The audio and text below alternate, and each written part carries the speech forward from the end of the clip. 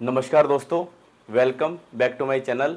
अगर आपने recently DSLR या मिररलेस कैमरा परचेस किया है तो आप भी जानना चाह रहे होंगे अपर्चर क्या होता है, शटर स्पीड क्या होती है, आईएसओ क्या होता है और हम किस प्रकार अपने मिररलेस या डीएसएलआर कैमरे से एक अच्छी वीडियो और फोटो ले सकते हैं। तो आज के इस वीडियो में हम समझेंगे कि शटर स्पीड होती क्या है, आईएसओ क्या होता है और अपर्चर क्या होता है।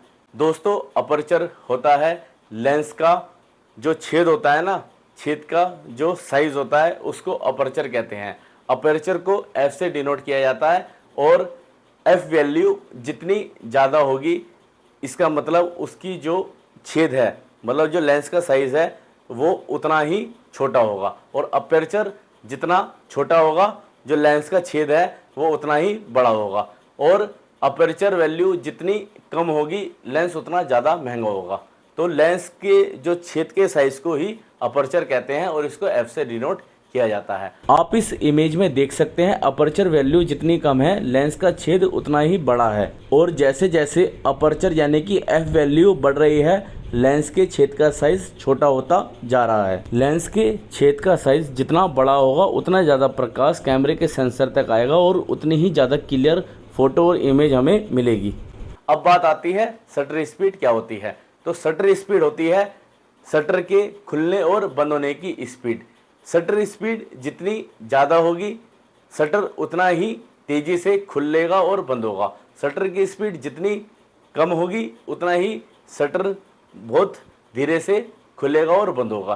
तो शटर का खुलना और बंद होने की स्पीड ही शटर स्पीड कहलाती है। अलग अलग चीज़ों के लिए शटर स्पीड अलग अलग रखनी पड़ती है। अगर आप मोशन को कैप्चर करना चाहते हैं, यानी कि कोई कार बहुत तेज़ी से जा रही है, अगर आप डायरेक्ट उसकी फ़ोटो खींच देंगे तो आपको कार ब्लर दिखाई देगी, लेकिन अगर आप शटर स्पीड बढ़ा देंगे तो वो आपको जो कार है वो स्टेबल दिखाई देगी। तो स्पीड बढ़ाकर आप किसी भी मोशन को फ्रीज कर सकते हैं और उसकी फ़ोटो ले सकते हैं। जैसे कि अगर आप चलते हुए पंखे की नॉर्मली फ़ोटो खींचेंगे तो आपको पंखड़ियाँ नहीं दिखेंगी, लेकिन अगर आप ज़्यादा शटर स्पीड कर देंगे तब उस पंखे की फ़ोटो लेंगे तो आपको तीनों की तीनों पंखड़ियाँ दिखाई देने लगेंगी। उसी प्रकार अगर आप उड़ते हुए पक्षी की कम शटर स्पीड पर फोटो लेंगे तो आपको ब्लर फोटो दिखाई देगी, लेकिन अगर आपने शटर स्पीड बढ़ा दी है तो आपको उड़ता हुआ पक्षी बिल्कुल क्लियर दिखाई देगा। तो शटर स्पीड का काफ़ी महत्व होता है फोटोग्राफी और वीडियोग्राफी में। अब बात आती है आईएसओ क्या होता है। आईएसओ होती है लेंस की सेंसिटिविटी।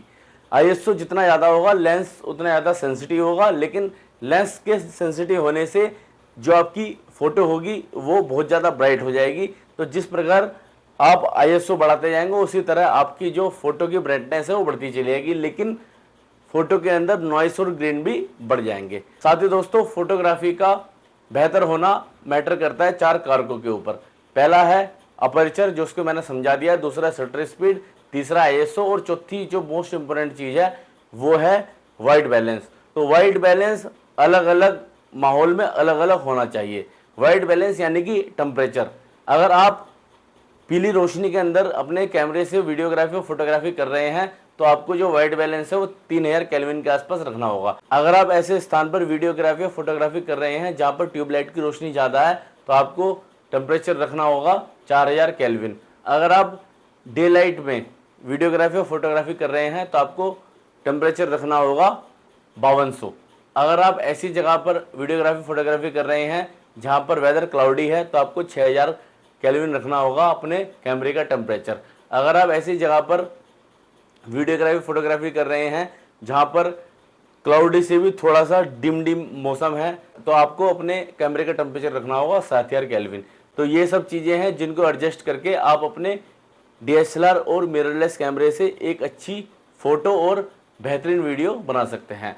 अपने नेक्स्ट वीडियो में हम जानेंगे डीएसएलआर की वो सब सेटिंग्स जो आपको आनी चाहिए और जिन सेटिंग्स को अप्लाई करके आप अपने कैमरे के परफॉर्मेंस को कई गुना बढ़ा सकते हैं। तो चलिए दोस्तों, अपने इस वीडियो को हम विराम देते हैं।